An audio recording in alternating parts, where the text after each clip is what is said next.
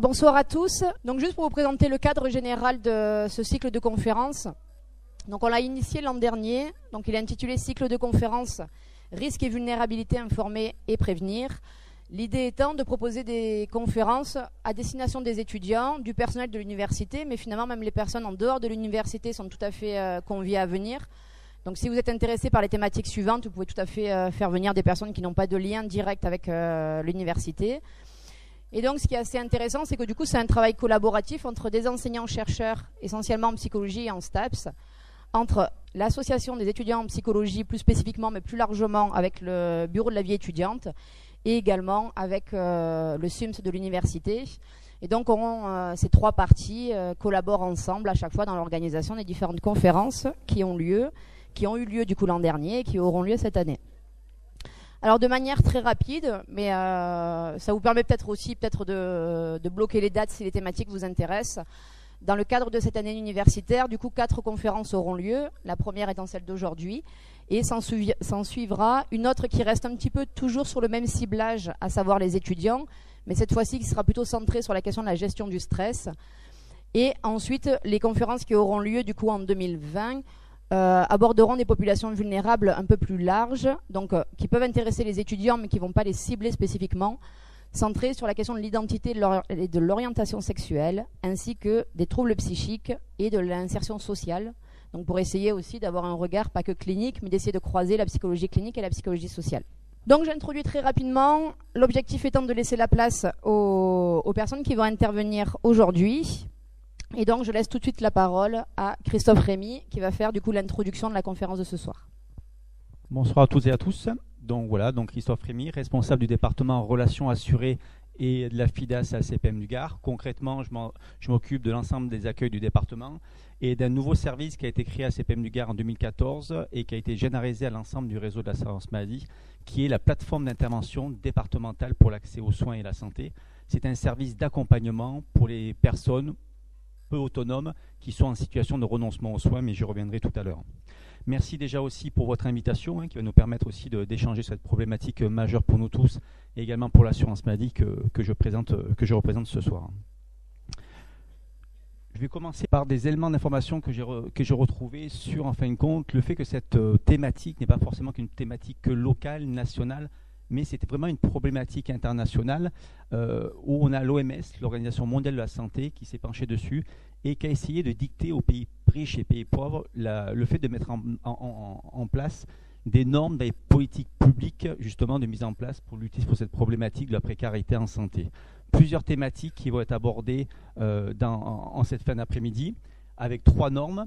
Déjà, demander au pouvoir public, aux politiques publiques de garantir un accès aux droits et un accès aux soins à tous, gratuits, confidentiels et non discriminants.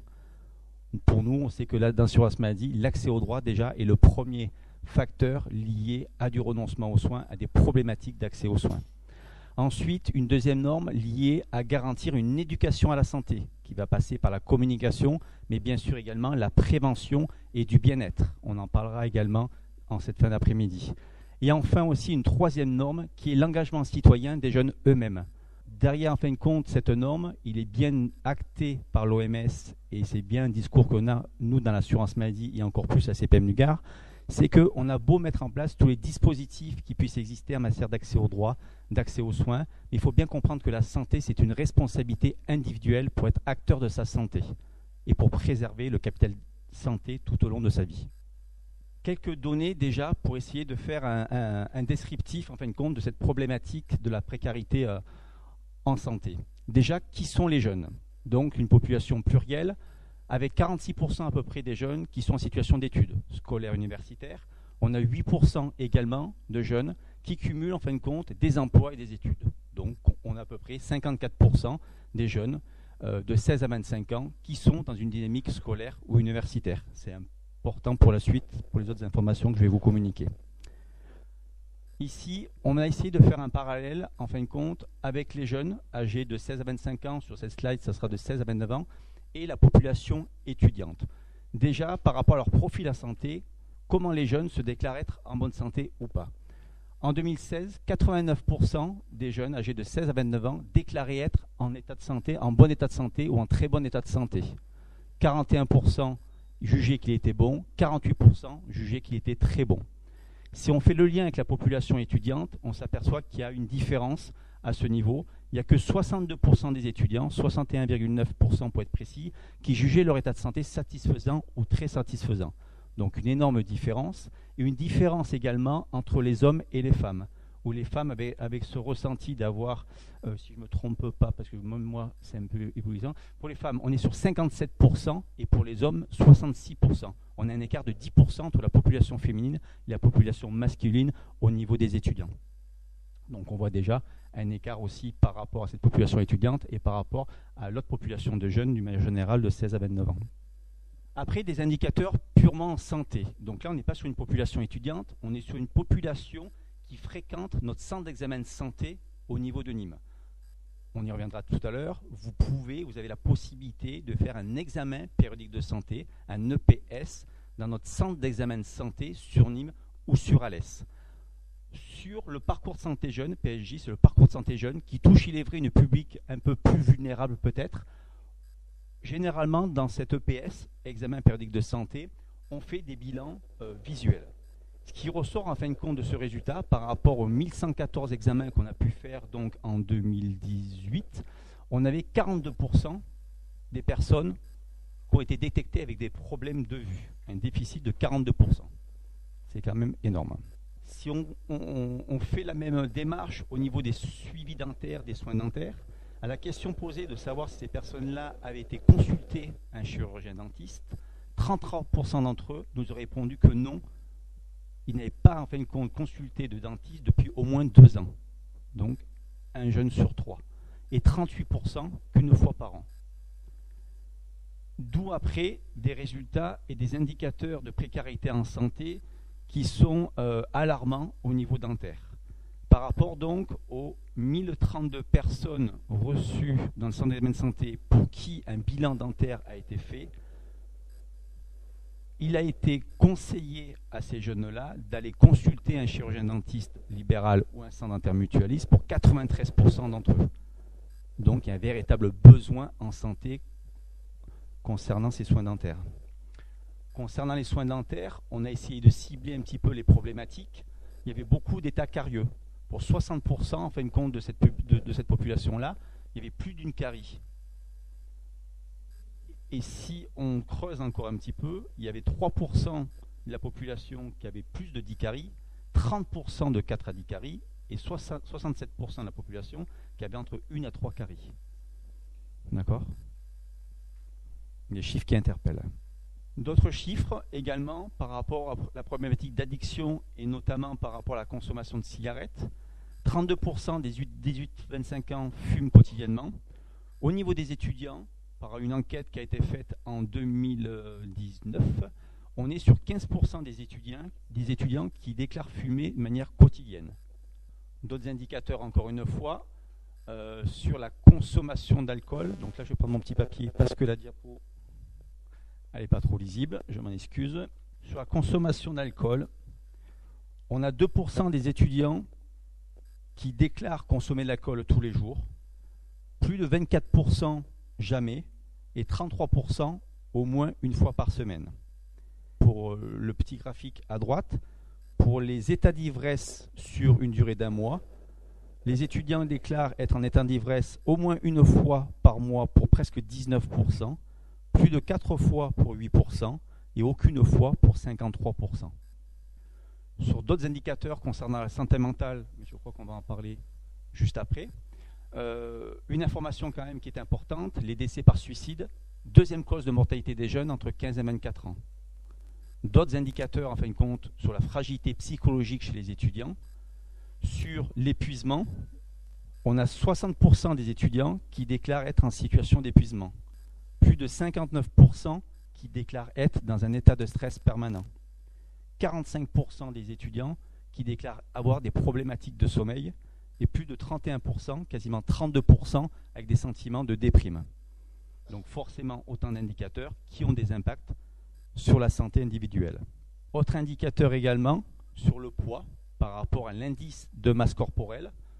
En jaune, vous voyez que ça soit pour les hommes, les femmes ou un ensemble, on est sur un panel de 66% où a priori on aurait une IMC, donc une indice de masse corporelle satisfaisante, mais ça veut dire que pour une personne sur 3, soit on est dans une situation d'insuffisance pondérale, et notamment chez les femmes, pour à peu près 9%, ou des situations de surpoids ou d'obésité. Donc autant de facteurs et d'indicateurs qui impactent bien sûr la santé des jeunes et des étudiants, à un moment où ils revendiquent un besoin de se sentir heureux à l'école, et où le bien-être, ce que je disais tout à l'heure, on en reparlera tout à l'heure, est une véritable condition de la réussite scolaire ou universitaire. D'où un besoin d'agir vraiment tous ensemble, avec vous bien sûr, les professionnels qui sont aujourd'hui, et bien sûr aussi l'assurance maladie.